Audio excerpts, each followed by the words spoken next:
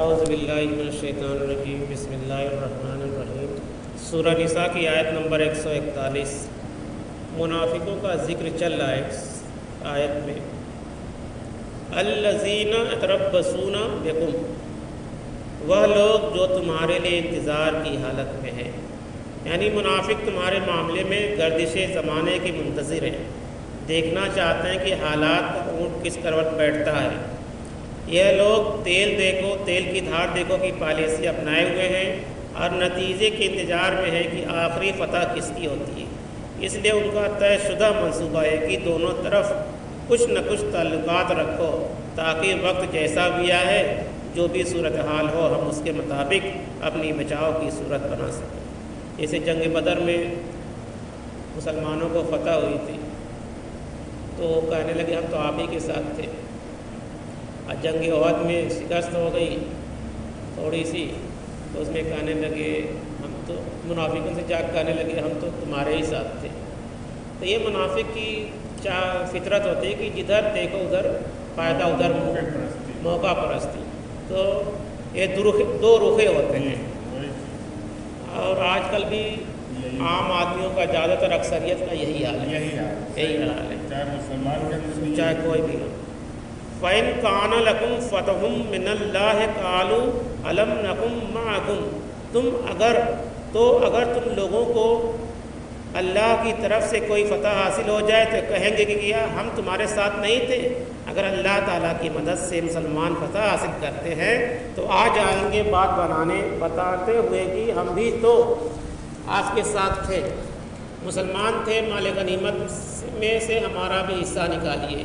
وَإِن كَانَ لِلْكَافِرِينَ نَصِيبٌ، اور اگر کوئی حصہ پہنچ جائے کافروں کو، کبھی وقتی طور پر کفار کو فتح حاصل ہو جائے تو جنگ میں ان کا پلڑا بھاری ہو جائے، تو قَالُوا أَلَمْ نَسْتَحْوِذْ عَلَيْكُمْ وَنَمْنَعْكُمْ مِنَ الْمُؤْمِنِينَ، تو کہیں گے کہ اپنے کافر ساتھیوں سے کیا ہم نے تمہارا گھیراؤ نہیں کر لیا تھا، ہم نے بچایا نہیں تم کو مسلمانوں سے، یعنی ہم نے تو آپ کو مسلمانوں سے بچانے کا منصوبہ بنایا ہوا تھا، ہم تو آپ کے لیے آڑ بنے ہوئے تھے، آپ سمجھتے ہیں کہ ہم مسلمانوں کے ساتھ ہو کر جنگ کرنے آئے تھے، نہیں، ہم تو اس لیے آئے تھے کہ وقت آنے پر مسلمانوں کے حملے سے آپ کو بچا سکیں۔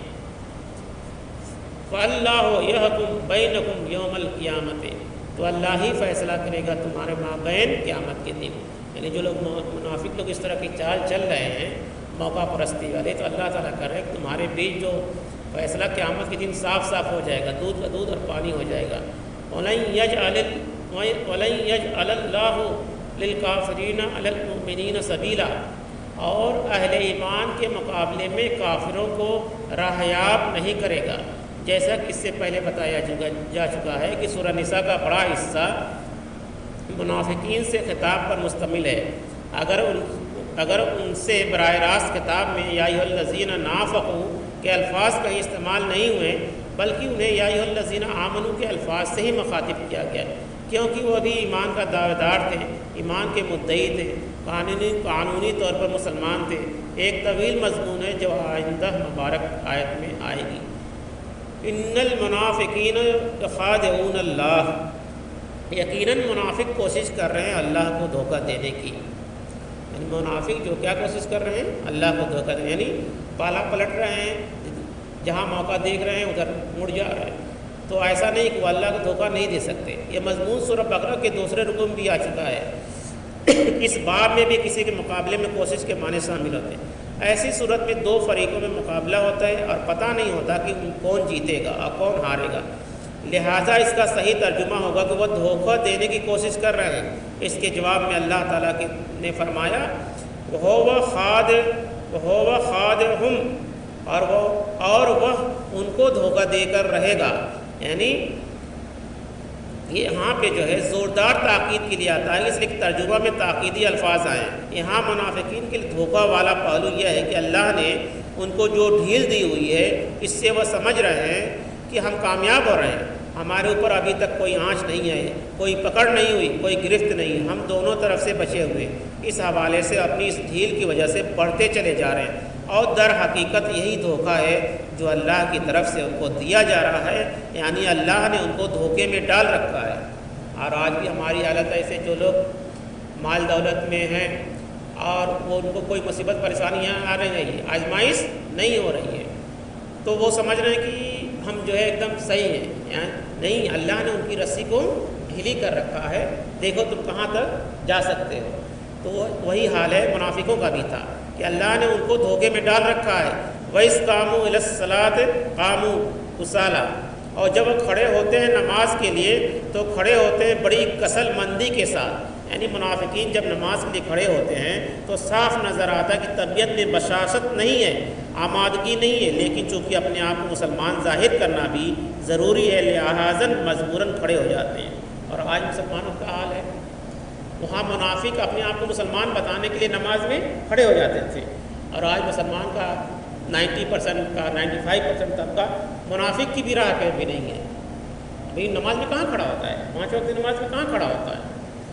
وہ تو کھڑے ہو جاتے تھے کہ کم سے کم ہم کو مسلمان سمجھا جائے، اور آج کا مسلمان یہ سمجھتا ہے کہ ہم نماز نہیں پڑھیں گے تو ہم کو مسلمان سمجھا جائے گا۔ تو یہاں پہ یہ بہت اہم آیت ہے کہ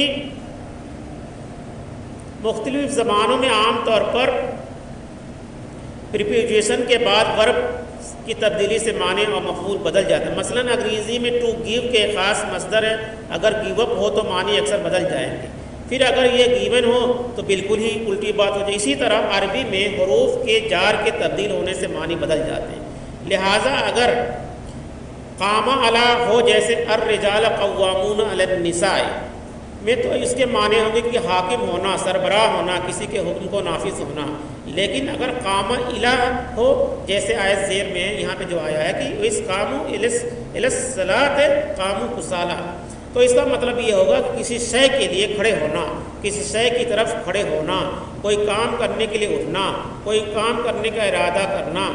اس سے پہلے بھی ہم پڑھ چکے ہیں قوامون بالقسط اور قائمون بالقسط، یعنی اہل ایمان عدل و انصاف کے لیے کھڑے ہو جاؤ۔ تو کسی شے کو قائم کرنا، تو آپ نے حرف جار کی تبدیلی سے کسی فعل کے اندر کس طرح اضافی معنی پیدا ہو جاتے ہیں، یہ گرامر کا تھوڑا سا ایک پورشن تھا۔ اراؤن الناس، محض لوگوں کو دکھانے کے لیے، وہ نماز میں کھڑے ہوتے ہیں کس لیے؟ لوگوں کو دکھانے کے لیے۔ ولا یذکرون اللہ الا قلیلا، اور اللہ کا ذکر نہیں کرتے ہیں مگر بہت کم، یعنی ذکر الہی جو نماز کا اصل مقصد ہے۔ واقیم الصلاۃ للذکر، سورۃ طٰہٰ کی آیت ہے کہ وہ انہیں نصیب نہیں ہوتا مگر ممکن ہے اسے بے دھیانی میں کسی وقت کوئی آیت بجلی کے کڑکے اور کڑکے کی طرح کڑک کر ان کے شعور میں کچھ نہ کچھ اثر پیدا کر دے۔ یعنی آج بھی مسلمانوں کا حال ہے کہ نماز تو پڑھتے ہیں مگر بے من سے پڑھتے ہیں۔ کیا پڑھتے ہیں؟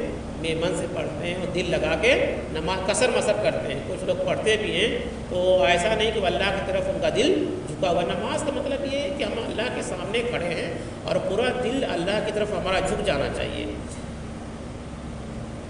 قلیلم مزبز بین ذالک، تو یہ اس کے مابین مذبذب ہو کر رہ گئے، یعنی کفر اور ایمان کے درمیان دو ڈانو ڈول میں ہیں کہ کسی طرف یکسو نہیں رہے۔ اس لیے قرآن میں حضرت ابراہیم علیہ السلام کے تذکرے کے ساتھ حنیف کا لفظ بار بار آتا ہے۔ دین کے بارے میں اللہ کی طرف سے ترغیب یکسو ہو جاؤ، یعنی یا تو دین میں داخل ہو جائے یا تو دین سے، یعنی مسلمانوں کو بھی کہا گیا ہے آیت میں قرآن میں ادخلوا فی السلم کافہ، یعنی دین میں پورے کے پورے داخل ہو جائے، یعنی کچھ بات مانو کچھ بات نہیں مانو، ایسا نہیں ہے۔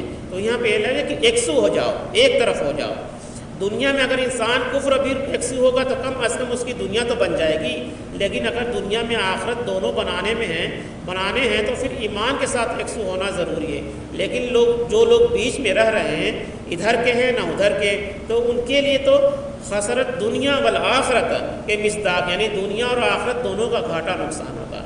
یعنی اگر کوئی انسان وہ دیندار بھی بننا چاہتا ہے اور دنیا دار بھی بننا چاہتا ہے، اور پتہ نہیں نہ ادھر کا ہو رہا ہے نہ ادھر کا ہو رہا ہے، اسے اللہ تعالیٰ کہ تم دین کے پورے ہو جاؤ، اس میں کیا فائدہ ہوگا کہ تمہاری دنیا بھی بنے گی اور آخرت بھی بنے گا۔ لا الہ ہؤلاء ولا الہ ہؤلاء، نہ تو ان کی جانب ہے اور نہ ان کی جانب ہیں، یہ لفظ سن لیجیے، نہ تو یہ ان کی جانب ہیں اور نہ ہی ان کی جانب ہیں، یعنی نہ اہل ایمان کے ساتھ مخلص ہیں اور نہ اہل کفر کے ساتھ، نہ ان کے ساتھ یکسو ہیں اور نہ ان کے ساتھ، یعنی جو یہاں پہ منافق کی جو خوبی بتائی جا رہی ہے، نہ وہ اہل ایمان کے ساتھ ہو پا رہے ہیں مکمل طور سے، نہ کافروں کے ساتھ ہو پا رہے ہیں۔ وَمَن يُضْلِلِ اللَّهُ فَلَن تَجِدَ لَهُ سَبِيلًا، اور جیسے ہی اور جسے اللہ ہی نے گمراہ کر دیا ہو تو اس کے لیے تم کوئی راستہ نہ پاؤ گے، یعنی جس کی گمراہی پر اللہ کی طرف سے مہر تصدیق ثبت ہو چکی ہو، اس کے راہ راست آنے کا کوئی امکان باقی نہیں رہتا۔ یعنی جو لوگ منافق کا رویہ اختیار کرتے ہیں، اللہ تعالیٰ کیا کرتا ہے، ان کے کان اور دل دماغ سب کو سمن بکمن بنا دیتا ہے، یعنی وہ اب ہدایت کے راستے پہ نہیں، کیونکہ وہ جان بوجھ کے ادھر ادھر 3-5 کر رہے ہیں نا۔ جو سادہ مسلمان ہوتے ہیں، جو عام انسان ہوتے ہیں، اگر وہ اللہ سے ہدایت مانگتے تو اللہ تعالیٰ ان کو ہدایت دیتا ہے، مگر جو جان بوجھ کر اس میں ٹیڑھ پیدا کرتے ہیں اور ادھر ادھر کی باتیں بناتے ہیں، موقع پرستی کا اختیار کرتے ہیں، اللہ تعالیٰ کہہ رہا ہے کہ جسے اللہ ہی نے گمراہ کر دیا تو اس کے لیے تم کوئی راستہ نہ پاؤ گے۔ یعنی منافقوں کے بارے میں خاص طور سے کہا گیا ہے کہ وہ تو گمراہ ہیں، ان کو ہدایت نہیں مل سکے۔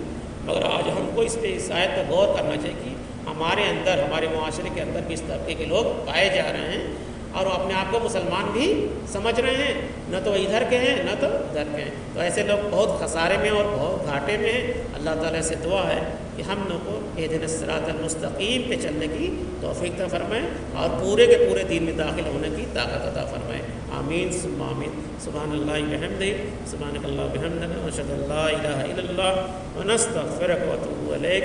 سبحان ربک رب العزۃ عما یصفون وسلام علی المرسلین والحمد للہ رب العالمین۔